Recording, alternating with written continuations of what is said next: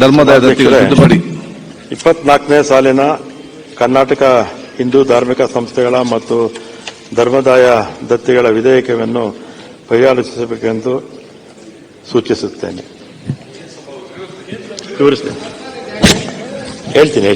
ಹೇಳ್ತಾರೆ. ಸಭಾಧ್ಯಕ್ಷರೇ, ನಮ್ಮಲ್ಲಿ ಸುಮಾರು 35,000 ದೇವಸ್ಥಾನಗಳಿದೆ. ಅದರಲ್ಲಿ 205 ದೇವಸ್ಥಾನ ಎ ಗ್ರೇಡ್ ದೇವಸ್ಥಾನ, 193 ಬಿ ಗ್ರೇಡ್ ದೇವಸ್ಥಾನ, ಅದರಲ್ಲಿ ಮತ್ತೆ 34,000 ಚಿಲ್ಲರೆ ಸಿ ಗ್ರೇಡ್ ದೇವಸ್ಥಾನಗಳು ಇದೆ. ಸಭಾಧ್ಯಕ್ಷರು,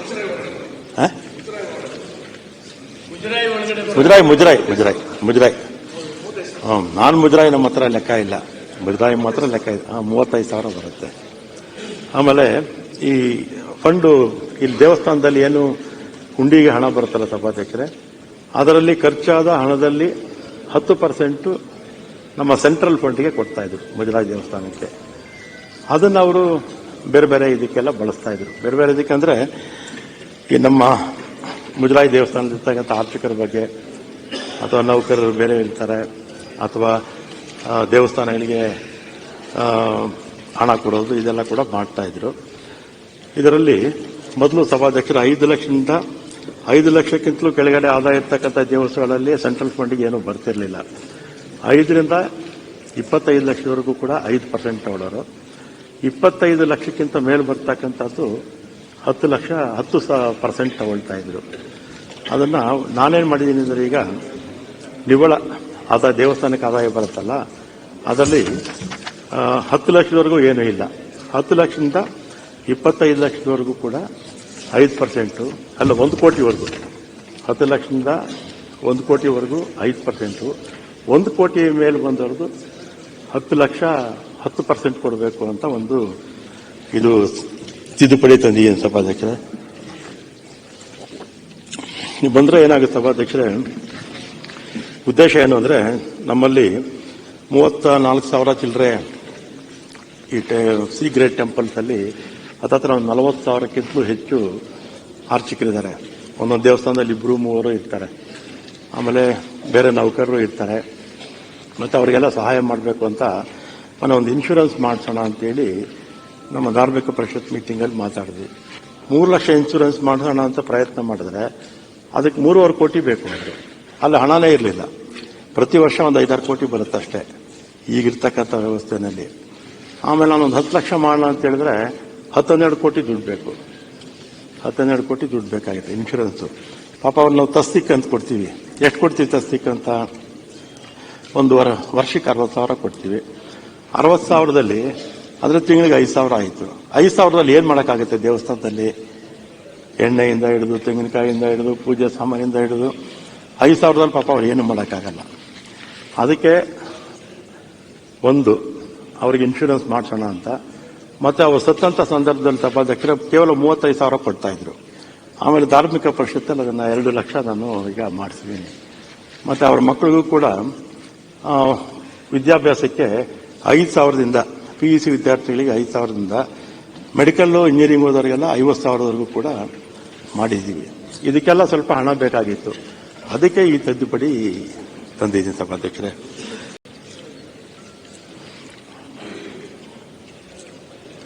ಆಮೇಲೆ ಡೆತ್ ರಿಲೀಫ್ ಫಂಡು ಮತ್ತೆ ಹೆಲ್ತ್ ಇನ್ಶೂರೆನ್ಸು ಇದೆಲ್ಲ ಕೂಡ ಮಾಡಬೇಕು ಅಂತ ಉದ್ದೇಶದಿಂದ ಮಾಡಿದ್ದೀನಿ. ಮತ್ತೆ ಸಭಾಧ್ಯಕ್ಷರೇ, ಈ ವ್ಯವಸ್ಥಾಪನಾ ಸಮಿತಿಯಲ್ಲಿ ದೇವಸ್ಥಾನ ಕಟ್ಟೋರ್ದು ಇದರಲ್ಲಿ ವಿಶ್ವಕರ್ಮ ಸಮಾಜಕ್ಕೆ ಒಂದು ಅವಕಾಶ ಮಾಡಿಕೊಡ್ಬೇಕು ಅಂತ ಅಪ್ಪರ್ ಹೌಸಲ್ಲಿ ಕೇಳಿದ್ರು. ಅದಕ್ಕೆ 5 ಜನ ಜನರಲ್ ಮೆಂಬರ್ಸ್ ಇರ್ತಾರಲ್ಲ, ಅದರಲ್ಲಿ ವಿಶ್ವಕರ್ಮ ಸಮಾಜಕ್ಕೆ ಸಿಗದೇ ಇದ್ದವರಿಗೆ ಒಂದು ಕೊಡಬೇಕು ಅಂತ ಒಂದು ತಂದಿದ್ದೀನಿ. ಅಕಸ್ಮಾತ್ ವಿಶ್ವಕರ್ಮ ಸಮಾಜದವರು ಇಲ್ಲ ಅಂದರೆ ಅದು ಜನರಲ್ಗೆ ವಾಪಸ್ ಬರುತ್ತೆ.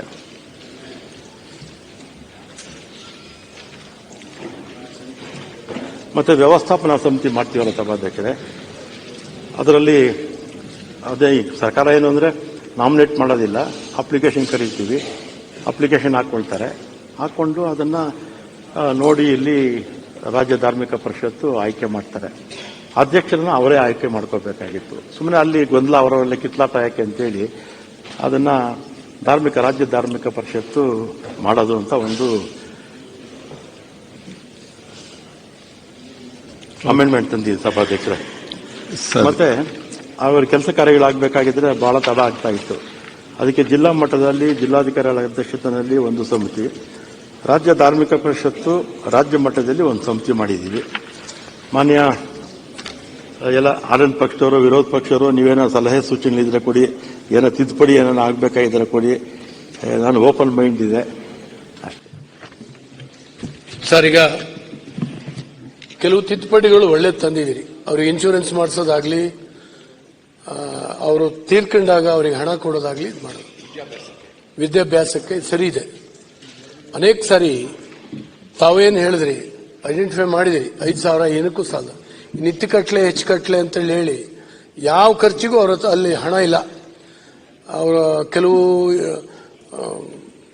ಇದನ್ನ ನೈವೇದ್ಯಗಳನ್ನು ಮಾಡಬೇಕಾಗ್ತದೆ, ಅವರೇ ಮಾಡ್ಕೊಂಡು ಹೋಗ್ಬೇಕು. ಅದೇ ತಿಂಗಳಿಗೆ ಒಂದು 15,000 ರೂಪಾಯಿ ಖರ್ಚು ಬರ್ತದೆ ಅವರಿಗೆ, ಅರ್ಚಕರಿಗೆ.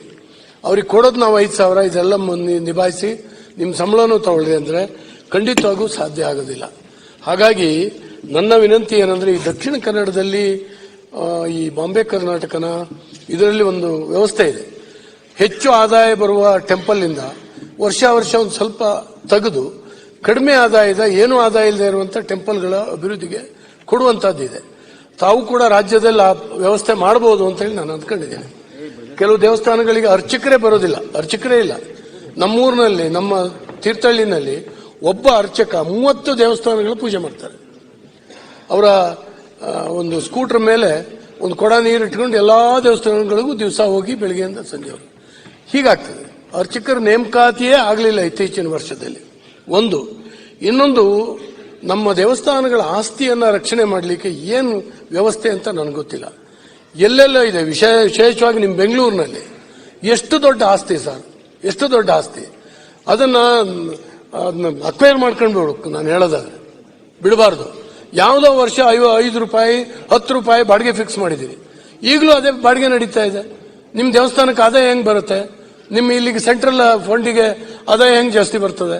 ಏನ್ ಮಾಡ್ಬೇಕು ಹೇಳಿ. ಯಾರಾದ್ರೂ ಸರ್ ಬಲವಾದಂತ ಒಬ್ಬ IAS ಅಧಿಕಾರಿನೋ ಯಾರನ್ನೋ ಹಾಕಿ ಆಸ್ತಿಗಳನ್ನು ಮೊದಲು ಇದು ಮಾಡಿ.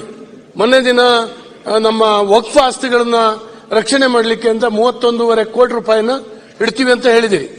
ಒಳ್ಳೇದೇ, ವಕ್ಫ್ ಆಸ್ತಿ ಎಲ್ಲೆಲ್ಲೋ ಇದೆ, ಯಾರ್ಯಾರ್ದ ಹತ್ರ ಇದೆ, ರಕ್ಷಣೆ ಮಾಡಿ, ಸ್ವಾಗತ ನಂದು. ಆದ್ರೆ ಹಿಂದೂ ಟೆಂಪಲ್ಗೆ ಯಾಕೆ ನೀವು ಈ ರೀತಿ ಯೋಚನೆ ಮಾಡಲ್ಲ? ಅದರ ಆಸ್ತಿ ರಕ್ಷಣೆ ಮಾಡಲಿಕ್ಕೆ ಒಂದಷ್ಟು ಹಣ ಇಡಿ, ಅದನ್ನೊಂದು ಆಂದೋಲನವಾಗಿ ತಗೊಳ್ಳಿ. ಇಡೀ ರಾಜ್ಯದಲ್ಲಿ ಆ ಆಸ್ತಿನ ರಕ್ಷಣೆ ಮಾಡಿ ವಾಪಸ್ ತಗೊಂಡು ಆ ದೇವಸ್ಥಾನಗಳಿಗೆ ಆದಾಯ ಬರೋ ಹಾಗೆ ಮಾಡಿ. ಇವತ್ತು ಕೂಡ ನಿಮ್ಮ ಜಮೀನುಗಳು ಹೋಗ್ಬಿಟ್ಟಿದೆ, ದೇವಸ್ಥಾನಗಳ ಜಮೀನುಗಳು ಯಾರ್ಯಾರ ಹತ್ರನೂ ಇದೆ. ಅದರದ್ದು ಹಣನ ನೀವು ತಗೊಂಡು ಅರ್ಚಕರಿಗೆ ಸಂಬಳ ಕೊಡಲಿಕ್ಕೆ, ದೇವಸ್ಥಾನಗಳ ಅಭಿವೃದ್ಧಿಗೆ ನೀವು ತೊಡಗಿಸುವಂತ ಕೆಲಸ ಮಾಡಬೇಕು. ನಮ್ಮ ಕೆಲವು ದೇವಸ್ಥಾನಗಳಲ್ಲಿ ಆದಾಯ ಇದೆ, ಫಂಡ್ ಹುಂಡಿಗೆ ಬಂದಂತ ಹಣವೇ ನಮ್ಮ ಹತ್ರ ಇದೆ ಅಧ್ಯಕ್ಷರೇ, ತುಂಬಾ ಇದೆ. ಅದನ್ನು ಖರ್ಚು ಮಾಡಲಿಕ್ಕೆ ನಿಮ್ಮ ಹತ್ರ ಇಲ್ಲಿಗೆ ಬಂದ್ರೆ ವರ್ಷಗಟ್ಟಲೆ ನಾವು ಕಾಯ್ಬೇಕು ಅಂದ್ರೆ ಯಾವ ಅನ್ಯಾಯ ಇದೆ ಹೇಳಿ? ನೀವು ಅದನ್ನು ವಿಕೇಂದ್ರೀಕರಣ ಮಾಡಬೇಕು, ತಕ್ಷಣ ಕೊಡಬೇಕು ಅಂತ ಹೇಳಬೇಕು. ಮತ್ತೆ ನಿಮ್ಮ ಮುಜರಾಯಿ ಇಲಾಖೆಯವರಲ್ಲಿ ತಾಲೂಕು ಆಫೀಸಲ್ಲಿ ಇದ್ದಂತ ಗುಮಾಸ್ತದಿಂದ ಹಿಡಿದು ನಿಮ್ಮ ಜಿಲ್ಲಾಧಿಕಾರಿಗಳ ಆಫೀಸ್ನಲ್ಲಿ ಇರೋರು ಆ ಮುಜರಾಯಿನಲ್ಲಿ ಏನೋ ಒಂಥರ ಒಂದು ಯಾವ ಬ್ಯಾಡ್ ಕಲ್ಚರ್. ಒಂದು ಫೈಲ್ ಹೋದ್ರೆ ಕಣ್ಣೆತ್ತಿ ಕೂಡ ನೋಡೋದಿಲ್ಲ. ಆ ಅರ್ಚಕರು ಇನ್ಯಾರೋ ಹೋಗಿ ಹೋಗಿ ಹೋಗಿ ಅವ್ರ ಬಸ್ ಚಾರ್ಜ್ ಕೊಡಕ್ಕಾಗ್ದೇನೆ ಹಾಳು ಬಿದ್ದೋಗ್ಲಿ ಅಂತ ಸುಮ್ಮನೆ ಇರ್ತಾರೆ. ಯಾಕೆ ಇದಾಗ್ತಾ ಇದೆ? ನಮ್ಮ ದೇವಸ್ಥಾನಗಳ ಅಭಿವೃದ್ಧಿ ಆಗೋದೇ. ಈಗ ಚರ್ಚೆ ಏನಾಗಬೇಕು ಹೇಳಿ. ಆದ್ರಿಂದ ಇವನ್ನೆಲ್ಲ ಒಂದು ಸುಧಾರಣೆ ಮಾಡುವಂತ ಅವಶ್ಯಕತೆ ಇದೆ. ಈ ನಿಟ್ಟಿನಲ್ಲಿ ವಿಶೇಷವಾಗಿ ಪ್ರಯತ್ನ ಮಾಡಬೇಕು. ದೇವಸ್ಥಾನದ ಆಸ್ತಿಗಳಂತೂ ನೀವು ಕಾಪಾಡುವಂತ ಅವಶ್ಯಕತೆ ಇದೆ. ತಾವು ಮನಸ್ಸು ಮಾಡಿ ಸರಿಯಾದ ಅಧಿಕಾರಿ ನೇಮಕ ಮಾಡಿ ಅದನ್ನ ಮಾಡಿ ಸರಿ ಮಾಡಿ. ಮಾನ್ಯ ಅಧ್ಯಕ್ಷರೇ, ಇದರಲ್ಲಿ ಈ ಗುಡಿಯಿಂದನ ಟೆಂಪಲ್ ಇನ್ಕಮ್ ದಿಂದನ ಬೇರೆ ಟೆಂಪಲ್ ಪೂಜಾರಿಗಳಿಗೆ ಕೊಡೋಕ್ಕಿಂತ ಸ್ವಲ್ಪ ಬಜೆಟ್ ದಿಂದ ಸಪೋರ್ಟ್ ಕೊಡ್ರಿ ಅದಕ್ಕೆ. Okay, good suggestion. ನೆಕ್ಸ್ಟ್ ಸಿದ್ಧಸೌದಿ. ಕೆಲವೊಂದು ಕಡೆ ಈಗಾಗಲೇ ಅರಗ್ ಜ್ಞಾನೇಂದ್ರ ಹೊಸತೆ ಈಗ ದೇವಸ್ಥಾನದ ಜಮೀನುಗಳ ಯಾರ್ಯಾರ ಹೆಸರಲ್ಲೇ ಮಾಡ್ಕೊಂಡ್ಬಿಟ್ಟಾರ. ಅಲ್ಲಿ ಟ್ರಸ್ಟ್ ಇದ್ದವರು ಅದ್ರ ಬಗ್ಗೆ ಸಾಕಷ್ಟು ನಾವು ಇಲ್ಲಿ ಅವ್ರ ಗಮನಕ್ಕೆ ತಂದ್ರು, ಸರ್ಕಾರದ ಗಮನಕ್ಕೆ ತಂದ್ರು, ಇನ್ನೂ ಏನು ಪ್ರಗತಿ ಆಗಿಲ್ಲ. ಆ ದೇವಸ್ಥಾನಗಳ ಜಮೀನಿಗೆ ಬಂದ್ರೆ ಅವು ಓನ್ ಫಂಡ್ ಮ್ಯಾಗ ಅವು ನಡೀತಾವ. ಆ ದೇವಸ್ಥಾನಗಳ ಅವ್ರು ಲೀಸ್ ಕೊಡ್ತಾರ, ಅದ್ರ ಫಂಡ್ ಬರ್ತೈತಿ, ಆ ದೇವಸ್ಥಾನಗಳ ಡೆವಲಪ್ಮೆಂಟ್ ಆಕಾವ್. ದಯಮಾಡಿ ಅದನ್ನ ಸೀರಿಯಸ್ ಆಗಿ ಯಾರ್ಯಾರೋ ಕಬ್ಜಾದಾಗದಾವಿ ಅದನ್ನ ದೇವಸ್ಥಾನಕ್ಕೆ ಬಿಡಿಸಿಕೊಡುವಂತ ಕೆಲಸ ಸರ್ಕಾರದಿಂದ ಆಗಬೇಕು. ಎರಡನೇದಾಗಿ ಅಲ್ಲಿ ಕೆಲವೊಂದು ಹಳ್ಳಿ ಒಳಗೆ ಹುಂಡಿ ಇರ್ತಾವ. ಹುಂಡಿ ಬಂದಿರತಕ್ಕಂಥ ಆದಾಯವನ್ನ ಅಲ್ಲಿ ಇರ್ತಕ್ಕಂಥ ಪೂಜಾರಿಗಳಿಗೆ ಎಷ್ಟು ಕೊಡಬೇಕು, ಟ್ರಸ್ಟ್ಗೆ ಎಷ್ಟು ಕೊಡಬೇಕು ಅನ್ನುವಂಥದ್ದನ್ನು ಸಹಿತ ಮಾಡಬೇಕು. ಎಷ್ಟು ಡೆವಲಪ್ಮೆಂಟ್ ಬಳಸ್ಕೋಬೇಕು ಅನ್ನುವಂಥದ್ದನ್ನೇ ಈ ಕಾನೂನಲ್ಲಿ ಸೇರ್ಪಡೆ ಮಾಡಿದ್ರೆ ಒಳ್ಳೇದಾಗತ್ತೆ. ಬಹಳ ಇಂಪಾರ್ಟೆಂಟ್ ಜಮೀನುಗಳನ್ನ ರಕ್ಷಣೆ ಮಾಡುದು, ಅದನ್ನ ದೇವಸ್ಥಾನಕ್ಕೆ ಬಿಡಿಸಿಕೊಡುವಂತ ಕೆಲಸ ಆಗ್ಬೇಕು. ಯಾಕಂದ್ರೆ ಕಾನೂನುಬದ್ಧ ಮಾಡ್ಕೊಂಡ ತಮ್ಮ ಟ್ರಸ್ಟ್ ಇದ್ದಾಗ ಟ್ರಸ್ಟ್ನವರೇ ಕೂತ ಹಂಚ್ಕೊಂಡ್ಬಿಟ್ಟಾರ, ನಿನಗಿಟ್ಟು ಎಕರೆ ನನಗಿಟ್ಟು ಎಕರೆ ಆಯ್ತು. ಅದನ್ನ ಬಿಡಿಸಿಕೊಡುವಂತ ಕೆಲಸ ಆಗ್ಬೇಕು ಅನ್ನುವಂಥದ್ದನ್ನ ತಮ್ಮ ಮುಖಾಂತರ ಸರ್ಕಾರ. ಈಗ ಸಚಿವರೇ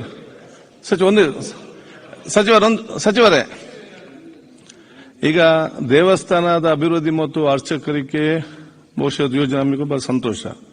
ಅದು ನಮ್ಮಲ್ಲಿ ದೈವಸ್ಥಾನಗಳಂತ ಇದೆ, ಅದರಲ್ಲಿ ಪಾತ್ರಿಗಳಂತ ಇರ್ತಾರೆ. ಅವರು ಬಹುಶಃ ಬಲೆ ಹಾಕಿದ ಆದ ನಂತರ ಅವ್ರು ಎಲ್ಲಿ ಕೂಡ ಅವರಿಗೆ ಹೋಗ್ಲಿಕ್ಕೆ ಗೊತ್ತಿಲ್ಲ. ಅವರು ಅಲ್ಲೇ ಅದೇ ಸ್ಥಾನದಲ್ಲಿ ಅವರು ಇರಬೇಕು, ಬೇರೆ ಕೆಲಸ ಮಾಡ್ಲಿಕ್ಕೆ ಕೂಡ ಅವರಿಗೆ ಆಗುದಿಲ್ಲ. ಸೊ ಈ ರೀತಿ ಅರ್ಚಕರಿಗೆ ನೀವು ಯಾವ ರೀತಿ ಎಲ್ಲ ಕೊಡ್ತೀರಿ ದೇವಸ್ಥಾನದ್ದು, ಅದೇ ರೀತಿ ದೈವಸ್ಥಾನಗಳ ಅಭಿವೃದ್ಧಿಗೆ ದೇವಸ್ಥಾನ ಯಾವ್ದು ನಾನು ನೋಡ್ತಾ ಇಲ್ಲ, ಏನು ಅದಕ್ಕೆ ಏನು ಯೋಜನೆ ಇದೆ ಕಾರ್ಯಕ್ರಮ ಅಭಿವೃದ್ಧಿಗೆ ಸಂಬಂಧಪಟ್ಟಾಗೆ ದೈವಸ್ಥಾನದ ಅಭಿವೃದ್ಧಿಗೆ ಮತ್ತು ಅದರಲ್ಲಿರುವಂತಹ ಪಾತ್ರಿಗಳು ಯಾರಿದ್ದಾರೆ ಇವತ್ತು ಅಲ್ಲಿ ಅರ್ಚಕರಾಗಿ ಪಾತ್ರಿಗಳಂತ ನಾವು ಏನು ಹೇಳ್ತೇವೆ ಅವರ ಕತೆ ಗೌರವಪೂರಿತವಾಗಿ ಅವರಿಗೆ ಕೂಡ ತಾವು ಮಾಸಿಕವಾಗಿ ಮತ್ತು ತಿಂಗಳ ಏನು ವೇತನ ಇದೆಯಾ ಅದನ್ನು ಕೊಡಬೇಕು ಮತ್ತು ಬೇರೆ ಬೇರೆ ಸವಲತ್ತುಗಳು ಕೊಡಬೇಕಂತ ಹೇಳಲಿಕ್ಕೆ ನಾನು ಇವತ್ತು ಬಯಸ್ತೇನೆ. ಸೊ ದೇವಸ್ಥಾನ ಮತ್ತು ದೈವಸ್ಥಾನ ಕೂಡ ಎಲ್ಲ ಯೋಜನೆ ಸೇರಿಸಬೇಕಂತ ಹೇಳಲಿಕ್ಕೆ ನಾನು ಇವತ್ತು ಬಯಸುವಂತದ್ದು. ಅಧ್ಯಕ್ಷರೇ, ಅಲ್ಲಿ ದೈವ ನರ್ತಕರಿಗೆ ಕೂಡ ಸೇರಿಸಿ. ಅದೇ ದೈವ ನರ್ತಕ ಅವರಿಗೆ ಮಾಸ ಇದೆ ಅಲ್ಲ, ದರ್ಶನ ಪಾತ್ರಿಗಳು ಮಾತ್ರ ಅಲ್ಲ, ದೈವ ನರ್ತಕರು ಕೂಡ ಅಲ್ಲಿ ಸೇರಿಸಿ ಅಂತ ಹೇಳಿ. ಅಲ್ಲ, ಅದಕ್ಕೆ ಅವ್ರಿಗೆ వాళ్ళ ಸಂಸ್ಕೃತಿ ಇದೆ, ಸಪರೇಟ್ ಆಗಿ ಯೋಜನೆ ಇದೆ. ಇನ್ನೊಂದು ವಿಚಾರ ಅಲ್ಲ, ಬಹಳ ಮುಖ್ಯವಾಗಿ ಮುಗಿದಿದೆ. ನಾನು ಇದು ಸಾಮಾನ್ಯ ಸಂಗ್ರಹಣಾ ನಿಧಿ ಅಂತ ಇದನ್ನು ಕರಿತೀವಿ.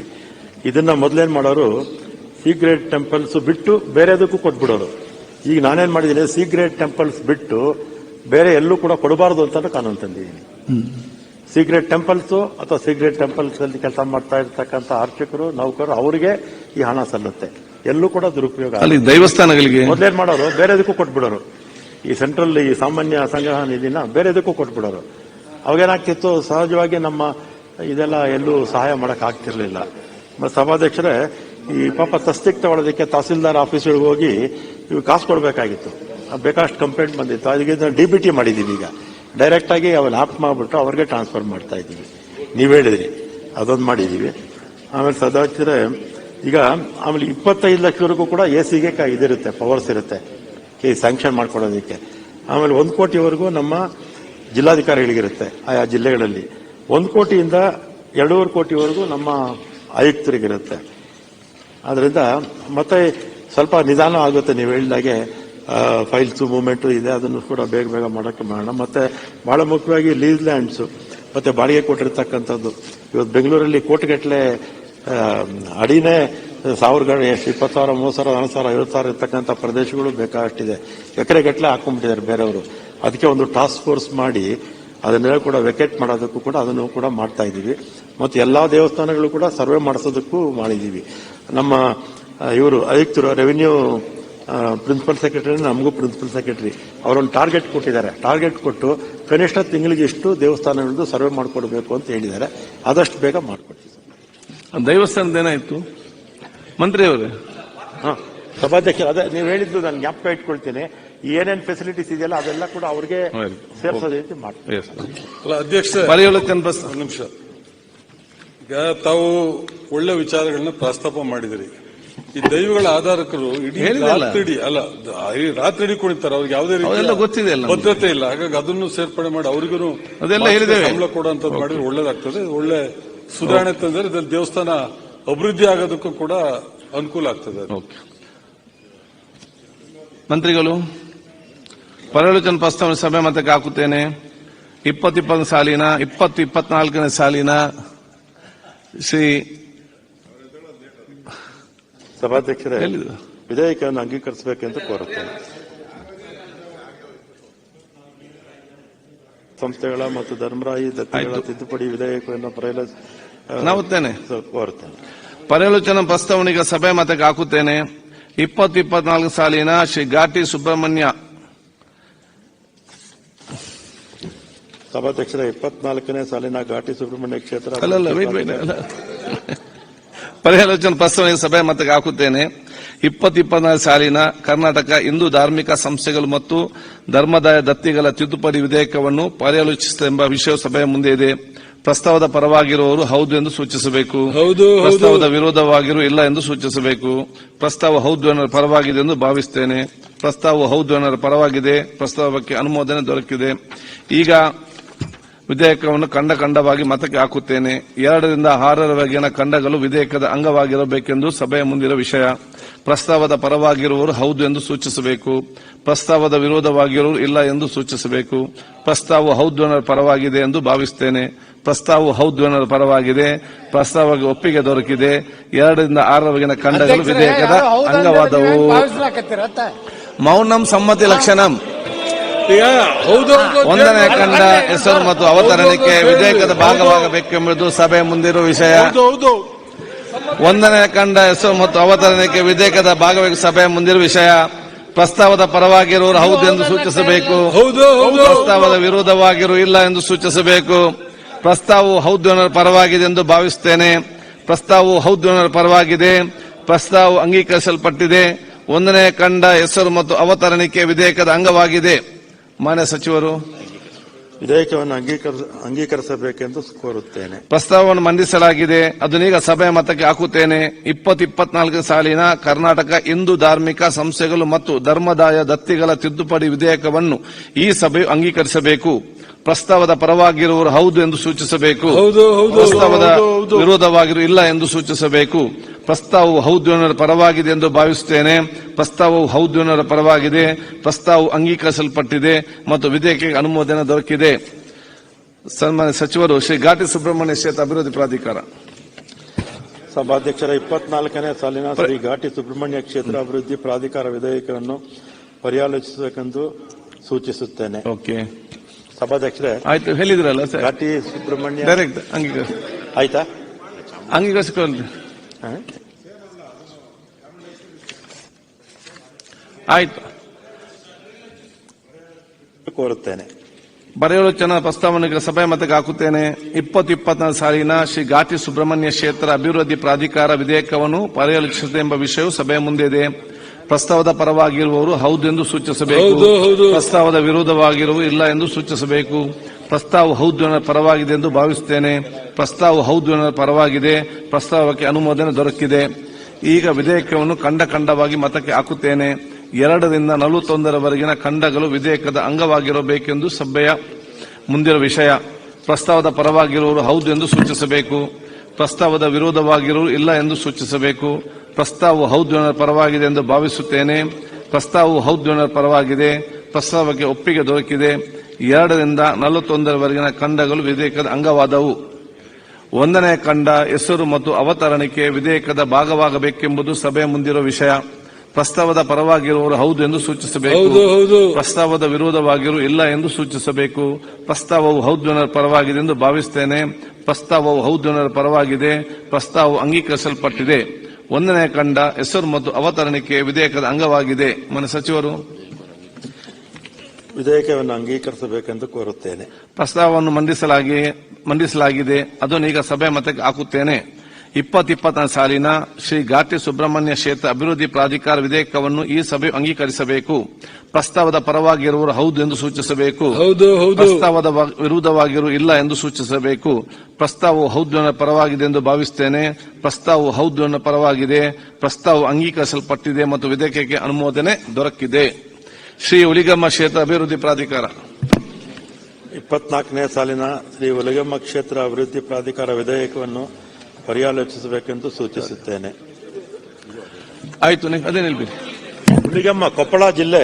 ಆಯ್ತು ಸಭಾಧ್ಯಕ್ಷರೇ, ಸುಮಾರು ಪ್ರತಿ ವರ್ಷ 80 ಲಕ್ಷ ಜನ ಹೋಗ್ತಾರೆ. 80 ಲಕ್ಷ ಜನ ಅಲ್ಲ, ಇವ್ರು ಕೇಳಿದ್ರು. ಆಯ್ತು, ಹೇಳ್ಬಿಡಿ. ಆಯ್ತು, ಕೊಪ್ಪಳ ಜಿಲ್ಲೆ ಅಂಗೀಕರಿಸಬೇಡ. ಪರ್ಯಾಲೋಚನಾ ಪ್ರಸ್ತಾವನೆ ಸಭೆ ಮತಕ್ಕೆ ಹಾಕುತ್ತೇನೆ. 2020 ಸಾಲಿನ ಶ್ರೀ ಹುಲಿಗೆಮ್ಮ ಕ್ಷೇತ್ರ ಅಭಿವೃದ್ಧಿ ಪ್ರಾಧಿಕಾರ ವಿಧೇಯಕವನ್ನು ಪರ್ಯಾಲೋಚಿಸುತ್ತದೆ ಎಂಬ ವಿಷಯವು ಸಭೆಯ ಮುಂದಿದೆ. ಪ್ರಸ್ತಾವದ ಪರವಾಗಿರುವವರು ಹೌದು ಎಂದು ಸೂಚಿಸಬೇಕು. ಪ್ರಸ್ತಾವದ ವಿರೋಧವಾಗಿರುವವರು ಇಲ್ಲ ಎಂದು ಸೂಚಿಸಬೇಕು. ಪ್ರಸ್ತಾವವು ಹೌದು ಎನ್ನುವ ಪರವಾಗಿದೆ ಎಂದು ಭಾವಿಸುತ್ತೇನೆ. ಪ್ರಸ್ತಾವವು ಹೌದು ಎನ್ನುವ ಪರವಾಗಿದೆ. ಪ್ರಸ್ತಾವಕ್ಕೆ ಅನುಮೋದನೆ ದೊರಕಿದೆ. ಈಗ ವಿಧೇಯಕವನ್ನು ಖಂಡವಾಗಿ ಮತಕ್ಕೆ ಹಾಕುತ್ತೇನೆ. 2 ರಿಂದ 41 ಖಂಡಗಳು ವಿಧೇಯಕದ ಅಂಗವಾಗಿರಬೇಕು ಎನ್ನುವುದು ಸಭೆಯ ಮುಂದಿರುವ ವಿಷಯ. ಪ್ರಸ್ತಾವದ ಪರವಾಗಿರುವವರು ಹೌದು ಎಂದು ಸೂಚಿಸಬೇಕು. ಪ್ರಸ್ತಾವದ ವಿರೋಧವಾಗಿರುವವರು ಇಲ್ಲ ಎಂದು ಸೂಚಿಸಬೇಕು. ಪ್ರಸ್ತಾವವು ಹೌದು ಎನ್ನುವ ಪರವಾಗಿದೆ ಎಂದು ಭಾವಿಸುತ್ತೇನೆ. ಪ್ರಸ್ತಾವವು ಹೌದು ಎನ್ನುವ ಪರವಾಗಿದೆ. ಪ್ರಸ್ತಾವಕ್ಕೆ ಒಪ್ಪಿಗೆ ದೊರಕಿದೆ. 2 ರಿಂದ 41 ಖಂಡಗಳು ವಿಧೇಯಕದ ಅಂಗವಾದವು. 1ನೇ ಖಂಡ ಹೆಸರು ಮತ್ತು ಅವತರಣಿಕೆ ವಿಧೇಯಕದ ಭಾಗವಾಗಬೇಕೆಂಬುದು ಸಭೆಯ ಮುಂದಿರುವ ವಿಷಯ. ಪ್ರಸ್ತಾವದ ಪರವಾಗಿರುವವರು ಹೌದು ಎಂದು ಸೂಚಿಸಬೇಕು. ಪ್ರಸ್ತಾವದ ವಿರುದ್ಧವಾಗಿರುವವರು ಇಲ್ಲ ಎಂದು ಸೂಚಿಸಬೇಕು. ಪ್ರಸ್ತಾವವು ಹೌದು ಎನ್ನುವ ಪರವಾಗಿದೆ ಎಂದು ಭಾವಿಸುತ್ತೇನೆ. ಪ್ರಸ್ತಾವವು ಹೌದು ಎನ್ನುವ ಪರವಾಗಿದೆ. ಪ್ರಸ್ತಾವವು ಅಂಗೀಕರಿಸಲ್ಪಟ್ಟಿದೆ. 1ನೇ ಖಂಡ ಹೆಸರು ಮತ್ತು ಅವತರಣಿಕೆ ವಿಧೇಯಕದ ಅಂಗವಾಗಿದೆ. ಮನೆ ಸಚಿವರು ಅಂಗೀಕರಿಸಬೇಕೆಂದು ಕೋರುತ್ತೇನೆ. ಪ್ರಸ್ತಾವವನ್ನು ಮಂಡಿಸಲಾಗಿದೆ. ಅದನ್ನು ಈಗ ಸಭೆ ಮತಕ್ಕೆ ಹಾಕುತ್ತೇನೆ. 2024 ಸಾಲಿನ ಶ್ರೀ ಹುಲಿಗೆಮ್ಮ ಕ್ಷೇತ್ರ ಅಭಿವೃದ್ಧಿ ಪ್ರಾಧಿಕಾರ ವಿಧೇಯಕವನ್ನು ಈ ಸಭೆ ಅಂಗೀಕರಿಸಬೇಕು. ಪ್ರಸ್ತಾವದ ಪರವಾಗಿರುವವರು ಹೌದು ಎಂದು ಸೂಚಿಸಬೇಕು. ಪ್ರಸ್ತಾವದ ವಿರೋಧವಾಗಿರುವವರು ಇಲ್ಲ ಎಂದು ಸೂಚಿಸಬೇಕು. ಪ್ರಸ್ತಾವವು ಹೌದು ಎನ್ನುವ ಪರವಾಗಿದೆ ಎಂದು ಭಾವಿಸುತ್ತೇನೆ. ಪ್ರಸ್ತಾವವು ಹೌದು ಎನ್ನುವ ಪರವಾಗಿದೆ. ಪ್ರಸ್ತಾವವು ಅಂಗೀಕರಿಸಲ್ಪಟ್ಟಿದೆ ಮತ್ತು ವಿಧೇಯಕಕ್ಕೆ ಅನುಮೋದನೆ ದೊರಕಿದೆ.